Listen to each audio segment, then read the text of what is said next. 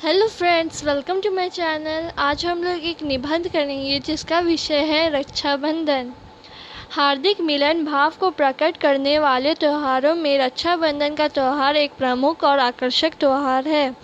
यह त्यौहार प्राचीनतम त्योहारों में से एक है और नवीन त्यौहार में भी अत्यंत नवीन है। यह मंगल अभिनिवेश का त्यौहार है और प्रेम तथा सौहार्द का सूचक भी है। अतएव रक्षाबंधन का त्यौहार पवित्रता और उल्लास का त्यौहार है। रक्षाबंधन का त्यौहार हमारे देश में एक छोर से दूसरी छोर तक बड़ी धूमधाम से मनाया जाता है। यह त्यौहार न केवल हिंदुओं का ही त्यौहार है, अपितु हिंदुओं की देखा देखी अन्य जातियों व वर्गों ने भी इस त्यौहार को अपनाना शुरू कर दिया है। ऐसा इसलिए है कि यह त्यौहार धर्म और संबंध की दृष्टि से अत्यंत पुष्ट और महान त्यौहार है। धर्म की दृष्टि से यह गुरु शिष्य के परस्पर नियम सिद्धांतों सहित उनके परस्पर धर्म को प्रतिपादित करने वाला है। संबंध की दृष्टि से यह त्यौहार भाई बहन के परस्पर संबंधों की गहराई को प्रकट करने वाला एक दिव्य और श्रेष्ठ त्यौहार है। अतएव रक्षाबंधन का त्यौहार एक महान, उच्च और श्रेष्ठ त्यौहार ठहराता है। रक्षाबंधन का त्यौहार भारतीय त्योहारों में से एक प्राचीन त्यौहार है। इस दिन बहन भाई के लिए मंगल कामना करती हुई उसे राखी रक्षा सूत्र बांधती है। भाई उसे हर स्थिति से रक्षा करने का वचन देता है। इस प्रकार रक्षाबंधन भाई बहन के पावन स्नेह का त्यौहार है। धार्मिक दृष्टि से इस त्यौहार का आरंभ और प्रचलन अत्यंत प्राचीन है।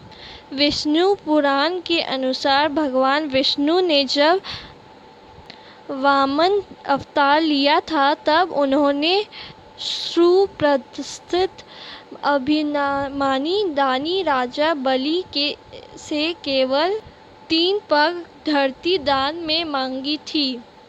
बलि द्वारा स्वीकार करने पर भगवान वामन ने संपूर्ण धरती को नापते हुए बलि को पाताल में भेज दिया। इस कथा में कुछ धार्मिक भावनाओं और जोड़कर इसे रक्षाबंधन के रूप में याद किया जाने लगा। उसी स्मृति में इस त्यौहार का प्रचलन हुआ। प्रमिष्मान स्वरूप आज भी ब्राह्मण अपने यजमानों से दान लेते हैं और उनको रक्षा सूत्र बांधते हैं। इस रक्षा सूत्र के द्वारा उन्हें विविध प्रकार के आशीर्वाद भी देते हैं।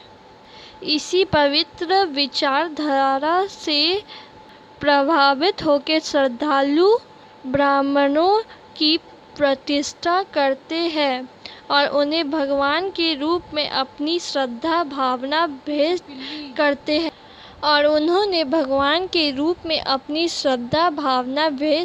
करते हैं ऐतिहासिक दृष्टिकोण से इस त्यौहार का आरंभ मध्यकालीन भारतीय इतिहास से उस पृष्ठ से स्वीकार किया जाता है।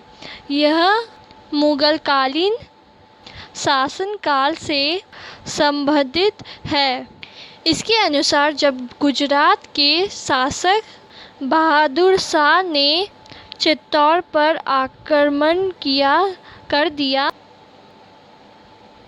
तब सुरक्षा का और कोई रास्ता न देखकर महारानी कर्मवती अपने पर आई हुई इस आकस्मिक आपदा से आत्मरक्षा की बात सोचकर दुखी हो गई।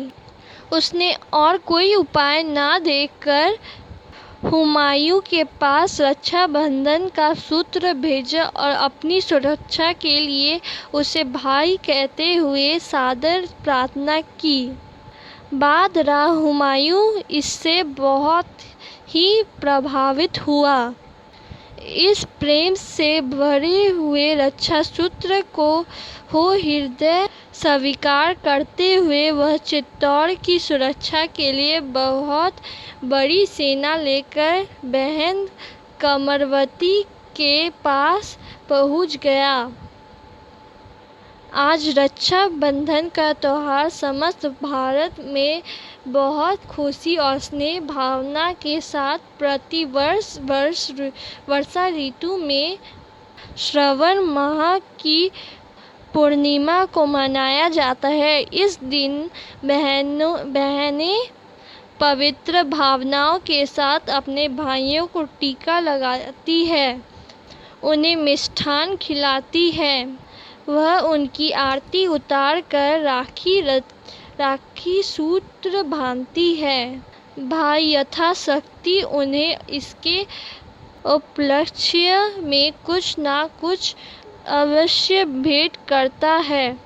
गुरु, आचार्य, पुरोहित आदि ब्राह्मण प्रवृत्ति के व्यक्ति अपने शिष्य और यजमानों के हाथ में रक्षा सूत्र बांधकर उनसे दान प्राप्त करते हैं। हमें इसे महान और पवित्र त्योहार के आदर्श की रक्षा करते हुए इसे नैतिक भावों के साथ खुशी मानना चाहिए। Thanks for watching. Like and subscribe for more videos.